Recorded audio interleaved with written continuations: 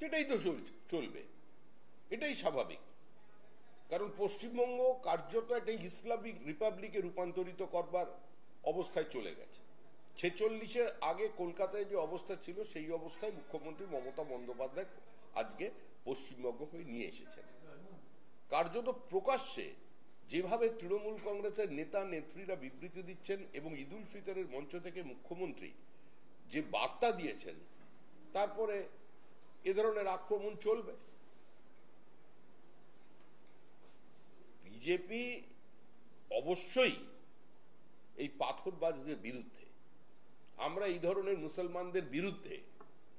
বিজেপির বক্তব্য, আমাদের অবস্থান একটাই যে যারা মহেশতলায় পাথর ছুঁড়ছে আমরা ওদের হাত থেকে পাথর কেড়ে নিয়ে বই ধরিয়ে দিতে চাই, আর যারা তলোয়ার নিয়ে মুর্শিদাবাদে আক্রমণ করছে তাদের হাতে পেন তুলে দিতে চাই।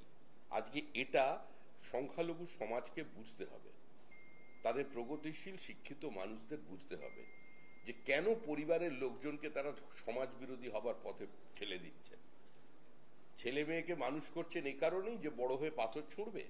আজকে তাদের চিন্তা করতে হবে।